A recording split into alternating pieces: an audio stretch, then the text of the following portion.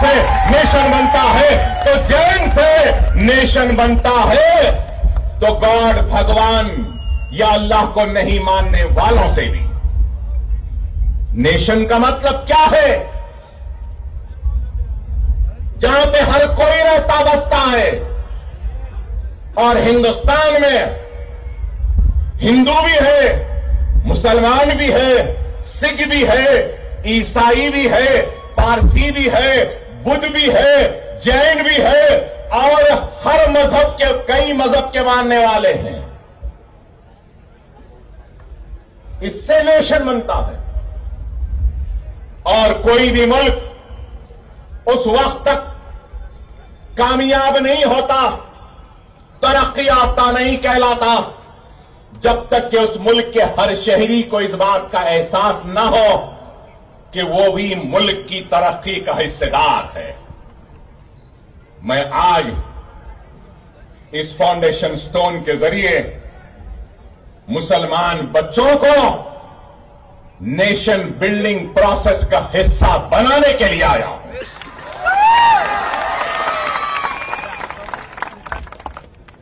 हिंदू भी आगे बढ़े, मुसलमान भी आगे बढ़े, सिख भी आगे बढ़े, ईसाई भी आगे बढ़े, पारसी भी आगे बढ़े, बुद्ध भी आगे बढ़े, जैन भी आगे बढ़े, तो तभी ये मुल्क दुनिया का सुपर पावर बनेगा। लेकिन अगर कोई अहमक, कोई दीवाना, कोई बेवकूफ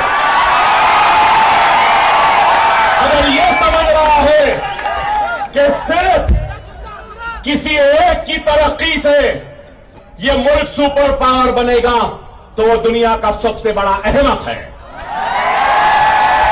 मैं कहूंगा कि सुख की तरक्की जब होगी इस मुल्क में, तो तभी मेरा मुल्क, मेरा हिंदुस्तान सुपर पावर बनेगा।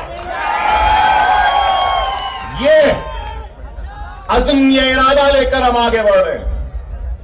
और आज इस बात से कोई इनकार नहीं कर सकता कि तालीम के मैदान में मुसलमान सबसे पीछे हैं, पिछड़ा हुआ है। लेकिन जब ये एजुकेशनल कैंपस आ रहा है, तो ये एजुकेशन कैंपस बेशक मुस्लिम आबादी में है, अतराफ व अतराफ मुसलमान रहते हैं, लेकिन दूर से अगर कोई हिंदू भी अगर इस स्कूल में, एजुकेशनल कैंपस में पढ़ना चाहता है, तो हमारे दरवाजे उसके लिए बंद नहीं है, उसके लिए भी खुले हैं। अगर ईसाई भी आएगा तो उसके लिए भी खुले हैं, पारसी भी आएगा उसके लिए भी खुले हैं, और अगर कोई गॉड, भगवान या अल्लाह को नहीं मानने वाला भी आएगा तो उसके लिए भी खुले हैं।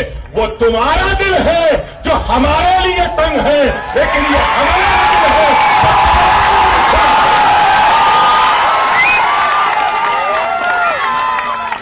हमारा दिल बहुत बड़ा है।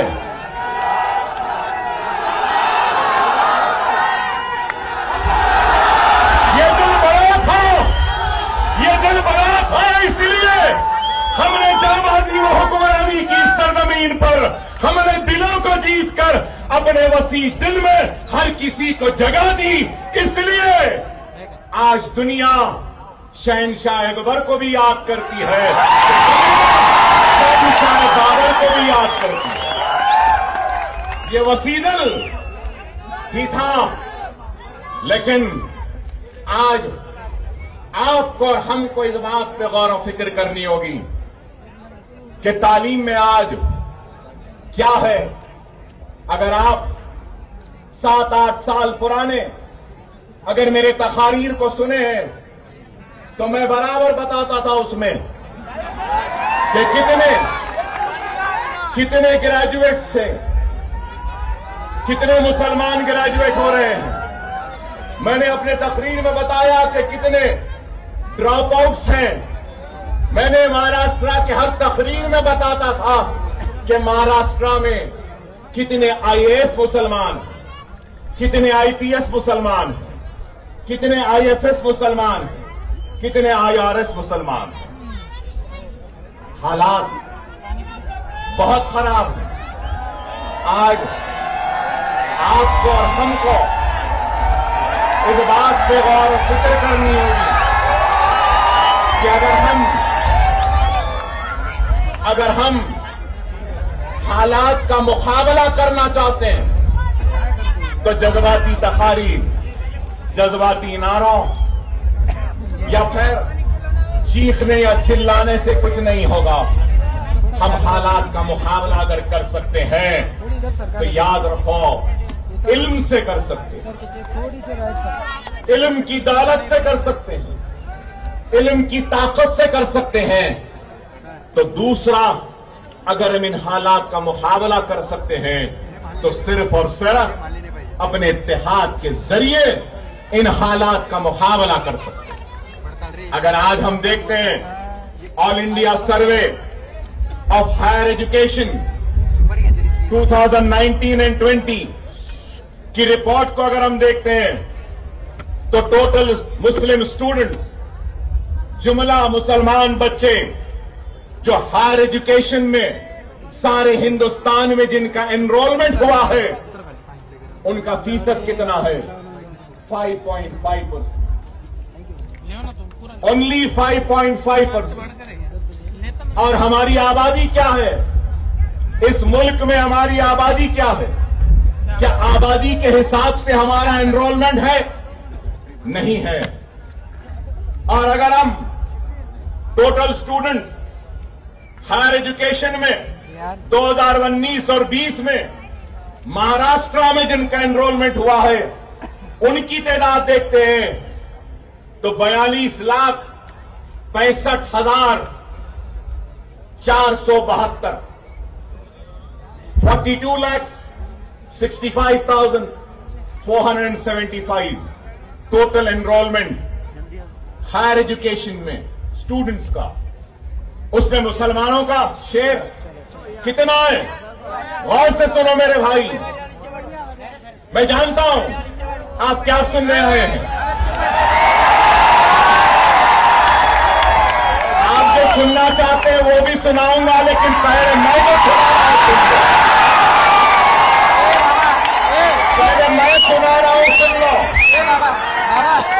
42,65,472 टोटल एनरोलमेंट में से मुसलमानों का एनरोलमेंट 1,66,228, 1,66,228। आप गौर करो, अगर हम टोटल एनरोलमेंट में मुसलमानों के एनरोलमेंट का अगर हम परसेंटेज निकालते हैं तो क्या परसेंटेज है हमारा? बताइए। Higher education in the year 19 and 20 अगर हम जिस रियासत से मैं आया हूं, जहां से मैं आया हूं, अगर वहां देखते हैं तो 19 और 20 में 13,89,603 स्टूडेंट्स का एनरोलमेंट हुआ था, जिसमें से 1,21,918 मुसलमान थे। अगर हम महाराष्ट्र का अगर मुस्लिम स्टूडेंट हायर एजुकेशन का परसेंटेज देखते हैं तो आप सबको भी सुन के हैरत होगी कि वो परसेंटेज है 3.89% ओनली 3.89%। क्या बात है, हमारा एनरोलमेंट इतना कम है। ग्रेजुएट्स कितने हैं? करीब सिर्फ 4% मुसलमान ग्रेजुएट होता है महाराष्ट्र में। क्यों? मैं जानना चाहता हूं, पूछना चाहता हूं। आज ग्रेजुएशन का लेवल भी हमारा कम है। और फिर अगर हम टोटल टीचर्स का अगर सर्वे लेते हैं, महाराष्ट्र में हायर एजुकेशन इंस्टीट्यूट्स अगर है तो 1,63,132, जिसमें से 8,143 मुसलमान हैं।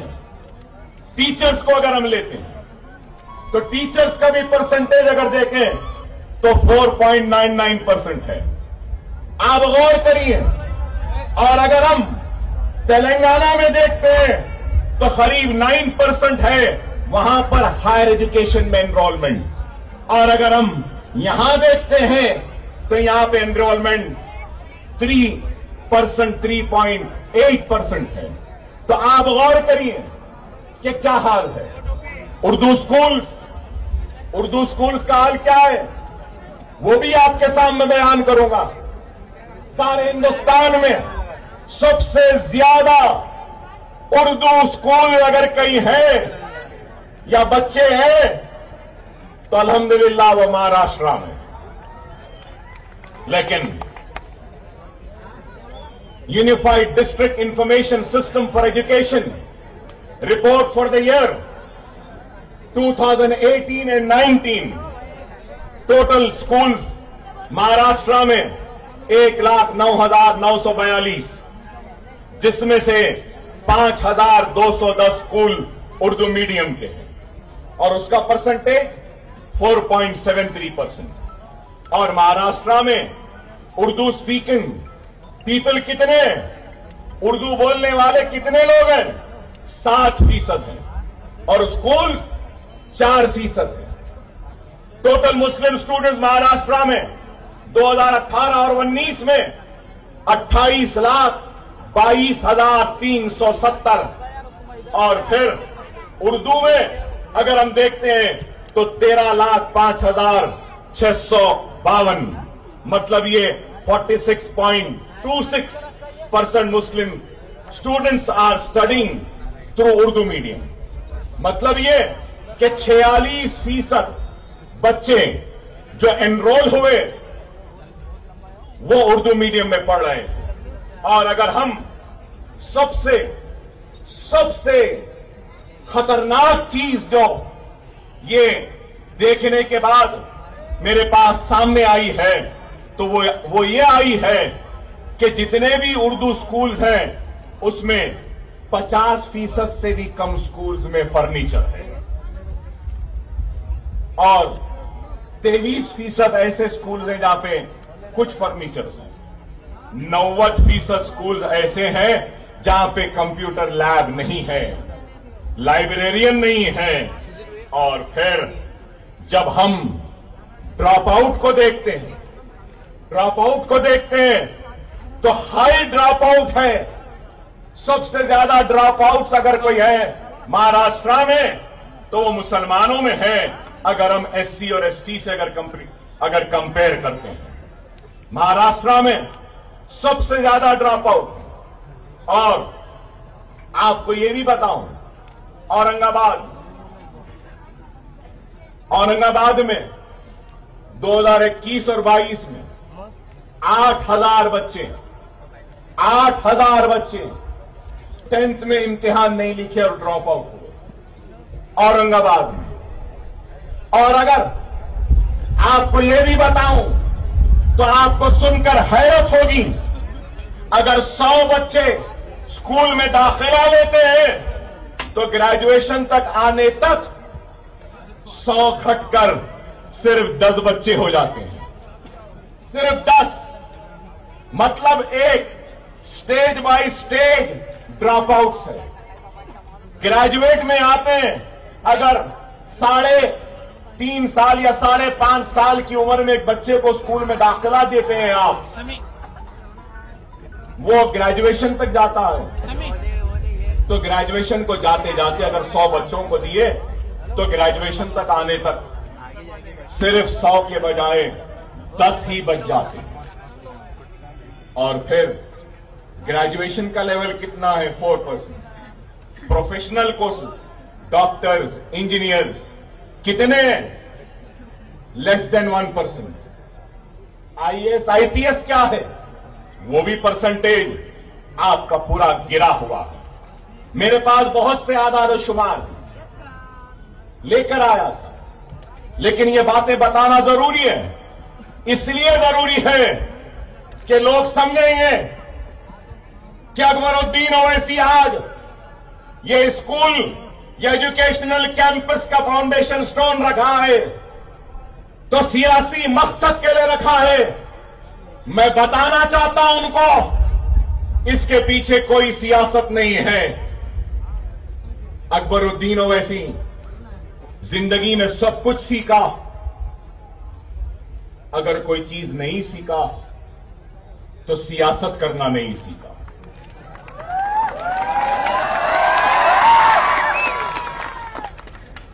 सियासत मुझे नहीं आती, ना ही मैं कभी सियासतदान बनना चाहता था।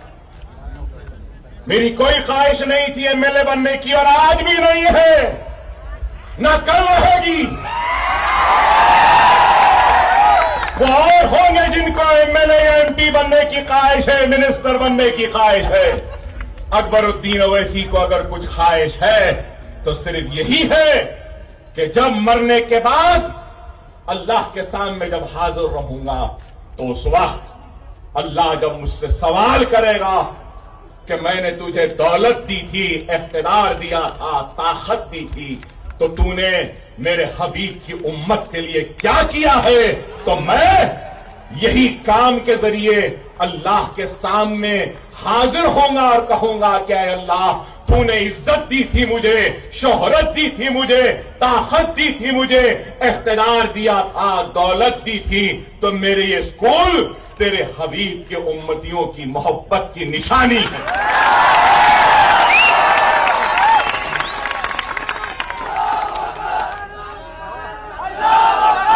मैं कभी भी न शोहरत के पीछे भागा हूं, न कभी भी दौलत के पीछे भागा हूं, न कभी इख्तिदार के पीछे भागा हूं। मुझे दुनिया में किसी का खौफ नहीं है, किसी से डरता या घबराता नहीं हो। डरता हूं तो मेरे पाक परवरदिगार अल्लाह से डरता हूं और किसी से नहीं। अरे आज 11 स्कूल हैं हैदराबाद में। पहला स्कूल कैसे बना आपको मालूम? अभी इम्तियाज जलील साहब ने कहा कि अकबर ओवैसी साहब पे हमले होने के बाद में उन्होंने अपनी जिंदगी को वक्फ कर दी गरीबों की मदद के लिए, तालीमी इदारे बना दिए। मैं ये बात कहना चाहता हूं, मुझ पर हमला होने से पहले, मुझ पे गोलियां लगने से पहले, चाकुओं के जरब लगने से पहले मेरे 2 स्कूल ऑलरेडी जब चलते थे। अगर मैं आज जिंदा हूं ना, तो शायद वो 2 स्कूल के बच्चों की दुआओं की वजह से जिंदा हूं।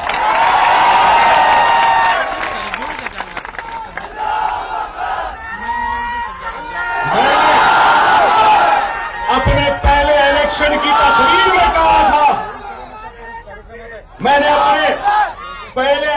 तकरीर में कहा था कि अकबरुद्दीन ओवैसी इंतखाब लड़ रहा है तो एमएलए बनने के लिए नहीं, जब मैं मुंतखब हो जाऊंगा तो मैं मासूम बच्चों के खानों पे बस्ता और किताबों का बोझ देना चाहता हूं और इनके मासूम उंगलियों में कलम थमाना चाहता हूं। इस नीयत से इलेक्शन लड़ रहा हूं। और अल्लाह और उसके रसूल की कसम, मैंने अपने रहने के लिए घर बाद में बनाया। एमएलए बनने के बाद मेरी जो तनख्वाह थी 99 में, जो भी तनख्वाह थी हर महीने की बचाता था। हर महीने मीटिंग होती तो जाता था, क्योंकि मीटिंग में भी हमको सिटिंग फीस मिलती है। फिर दूर मीटिंग रहती, विशाखापट्टनम दूर, जब आंध्र प्रदेश था तो दूर भी जाता था। प्लेन का टिकट देते थे तो कहता था नहीं, वो प्लेन के टिकट के पैसे दे दो, मैं गाड़ी में या बस में चला जाऊंगा, और वैसा जाता था। एक साल नहीं, 2 साल नहीं, 3 साल नहीं, 4 साल तक मैंने अपनी एमएलए की तनख्वाह को हाथ नहीं लगाया। और उसके बाद 50 लाख रुपये जमा हुए तो उन 50 लाख रुपयों से एक टूटा फुट्टा छोटा मोटा स्कूल तामीर किया। लोग बोलते थे स्कूल बनाएगा, कैसा बनाएगा? अरे अगर नीयत है ना तो अल्लाह गैब से मदद करता है, इस बात को याद रखो। यहां बैठे मजलिस के कायदीन से कहूंगा कि तुम भी नीयत कर लो, फिर देखो अल्लाह गैब से तुम्हारी मदद करेगा। अल्लाह का वादा है, अल्लाह का वादा है, भूखा उठाऊंगा जरूर लेकिन भूखा सुलाऊंगा नहीं। अल्लाह एक ईमानदार को भी रोटी देता है तो एक बेईमान को भी दिन के आखिर में रोटी देता है। एक चोर को भी रोटी मिलती है, उसकी नीयत चोरी की है इसलिए चोरी की रोटी मिलती है, उसकी नीयत ईमानदारी की है इसलिए ईमानदारी की रोटी मिलती। अरे नीयत करो।